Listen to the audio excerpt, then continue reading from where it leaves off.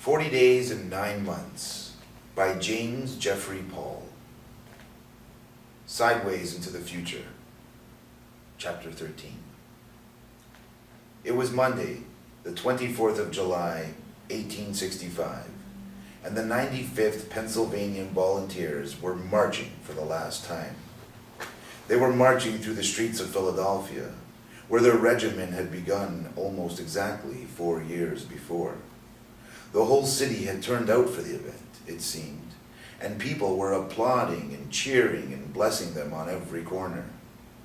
It was not as large or as momentous as an event as the Grand Review in Washington 2 months before, but it was much more intimate and comforting.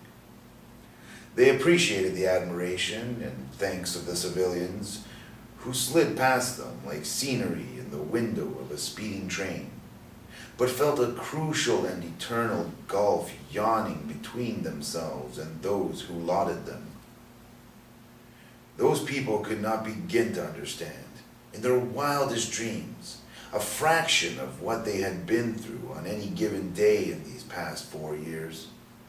In the years and decades to come, the soldiers knew, these civilians would ask them over and over again to tell of their exploits, to leave nothing out and try to make them feel a little of what this unimaginable experience was like.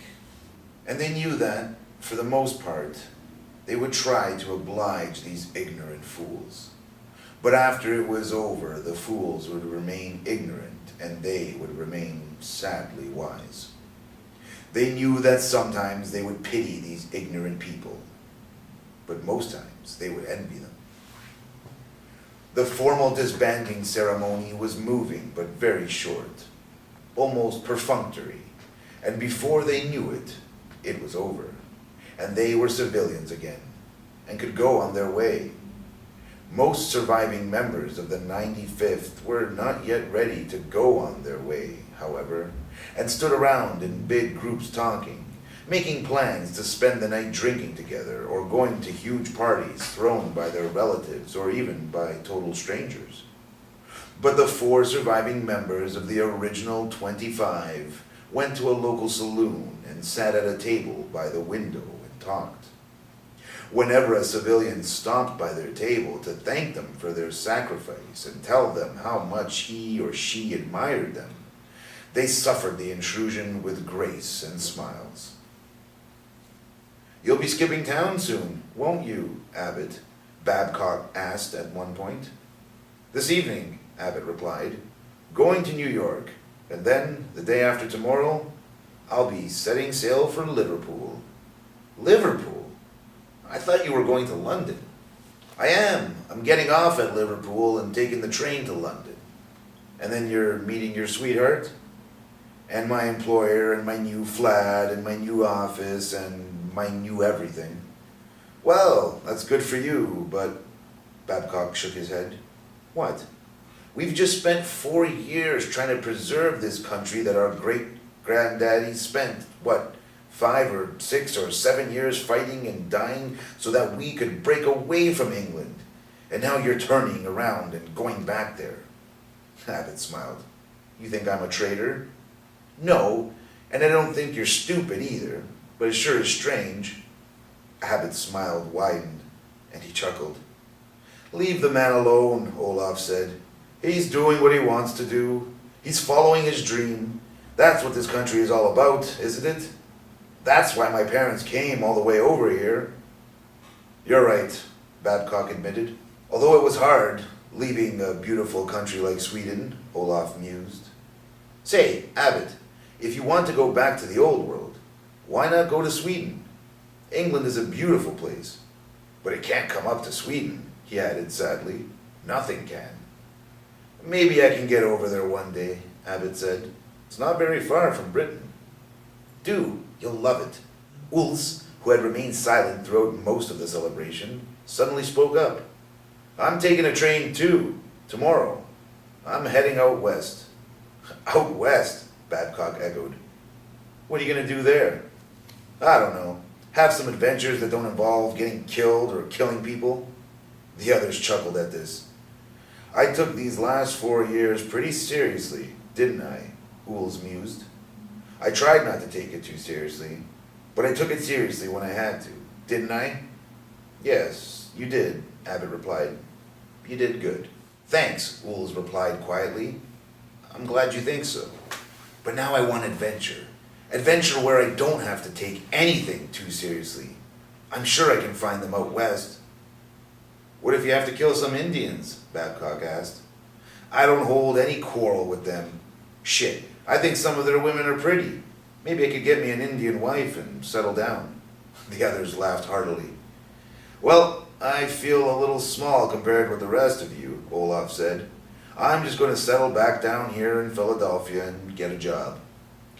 And you won't have any trouble finding one, Abbott said. You're a war hero. Yes, that does have its advantages, doesn't it? And I want to be more active in my church.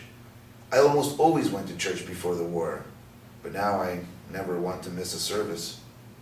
Babcock raised his glass. I say amen to that.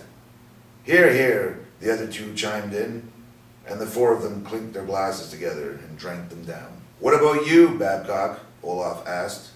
You always wanted to be a hero. Now you are. What are you going to do? Run for president? Babcock frowned.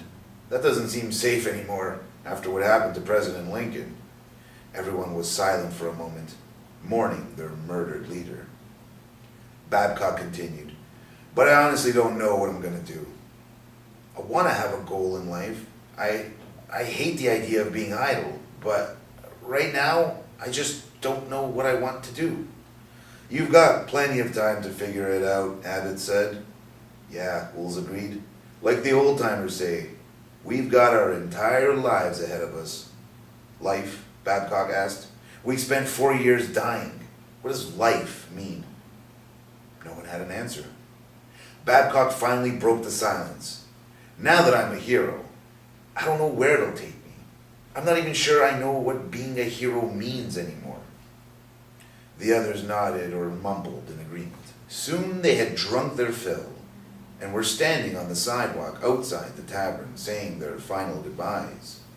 They tried to keep the proceedings light and easy, not simply because they feared the delays and wrenching emotions that would result if they let their true feelings show, but because they knew that deep down they didn't have any deep feelings about this event. It was simply too big and important to be grasped immediately. It would take days, months, years to fathom its true significance. So they merely shook hands and occasionally embraced and said their banal goodbyes. Then simply and quietly, Abbott and Ools and Olaf walked away in different directions and passed from sight. Left alone on the sidewalk before the tavern, Babcock looked in every direction but could find no place to go. He longed to find the path that would take him back to everyday life. But what was everyday life? All around him, people, mostly civilians, but some uniformed soldiers too, were walking in all directions as if they knew where they were going. They were living their lives, but death was waiting around the corner for each of them. Perhaps death was closer than around the corner. Perhaps death lurked inside each one of them, and in the next instant would grab hold of their hearts or brains, and they would be dead before they hit the pavement. Now that he knew this undeniable fact, how could he walk confidently through life, certain that it would go on for a good long while? He tried to force his mind to seize upon the present, but the present didn't seem real. Then he tried to seize upon the bloodiest and most frightening of his memories of the last 4 years. They came to his mind immediately. But like the present, they too seemed distant, unreal. As for his slaughtered comrades, he couldn't even recall their faces. Or rather, he could recall their faces, but they kept fading and then flaring up again. Suddenly he looked up at the sky and realized how brightly the sun was shining. All at once he realized that the bloody path he had walked had not been a straight line, but a spider's web of intricate patterns. not all of which led to a definite destination, and not all of which were connected to the others.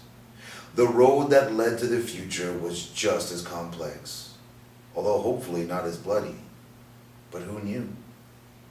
For the first time, and he didn't know how long, a definite plan occurred to Babcock. He would stop by the local newspaper and offer to relate his war stories to their reporters. Then he would stop by the home of his former employer, Mr. Randy, the bank manager, and have some tea with him and discuss getting back his old job. It had been a boring job, but it was better than nothing. And now that he was older and a hero, it would be easier to get a promotion. He asked several passerby and learned where the newspaper offices were located, and also where he would need to go in order to reach the street where his old boss lived. He began to walk in the direction of the newspaper offices. But he wondered idly, was he walking forward or backward? Was he walking into the future or back into the past? Or round and round in the endless circle of the present? All of this speculating made him dizzy, and he wondered if he would remain on the surface of the earth or go flying off into space. After the war that had finally ended after never ending, anything seemed possible. He took in and expelled a deep breath and felt reasonably clear-headed and moderately steady. He resumed walking forward, or backward, or sideways, or up and down, into what looked like the future.